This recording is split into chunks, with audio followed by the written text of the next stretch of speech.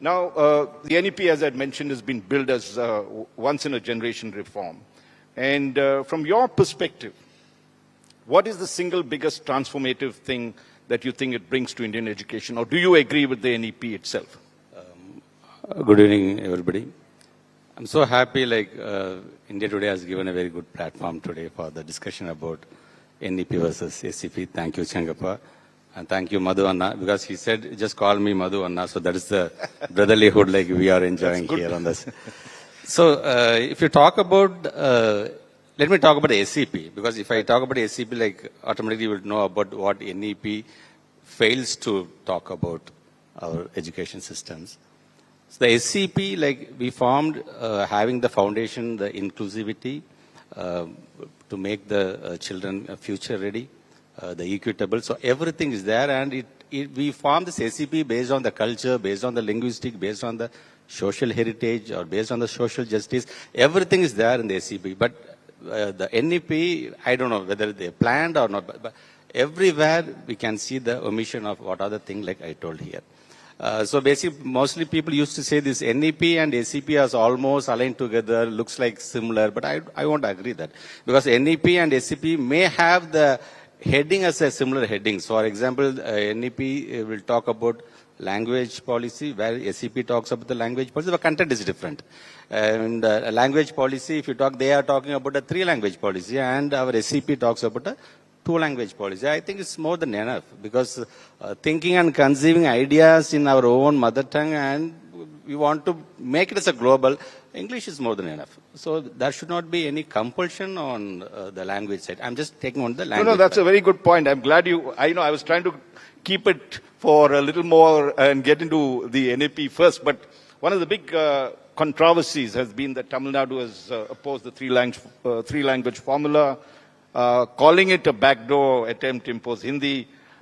Can you just explain your concerns? You said you're on SCP. What are your big concerns with this 3-language policy? And then I'll come to you, Madhu. Okay, the 3-language policy, I will make a statement like this. 2-language policy done excellently beats 3-language done poorly. See, already we are students, they are globally excelling with this Tamil and English. As we all know, we are creating global citizens rooted in their culture. And we have confused polyglots with struggling with the basics. So this is our main stand on the 3-language policy. Okay.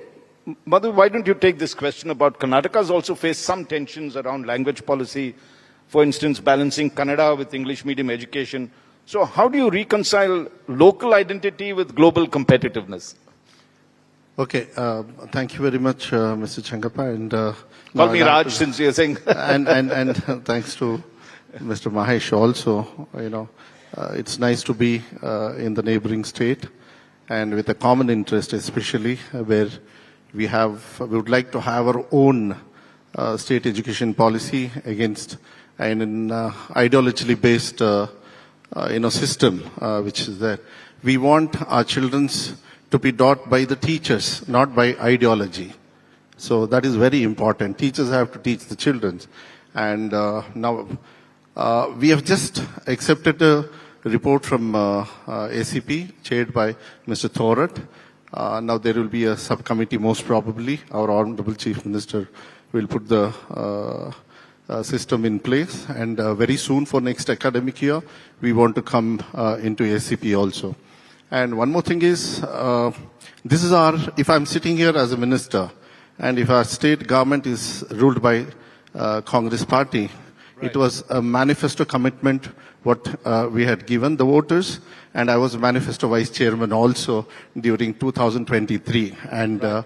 We have to honor that for the value what our state voters have done for us. So we have to do that, and keeping regional.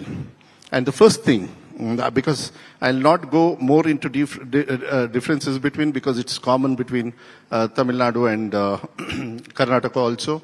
The first thing we had said in our manifesto also, we are going to remove saffronization of textbook.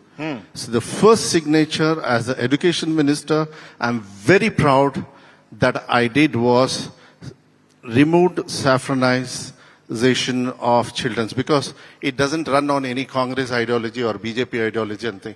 Children should be taught the way they are supposed to be, and they have to be the citizen of this country. That is very important for our future, which we are sitting here. That's what Baba Sahib Ambedkar has given. If you want to value that, you have to go by that. There is a book written. It's a multilingual, multi-religion, multi-caste system, multi-states, federal system is there. But one thing doesn't have a boundary is education. So don't, mix that with other things. So that's what we are running. That's what our Chief Minister has given. And I think it's very straight. I don't have to go beat around the bush. We are sitting here because we have said that we are going to do this, and that's what. And we'll have our own SEP, and that's what we are going to do. And it will be in favor of children's only for their future, not in favor of any parties.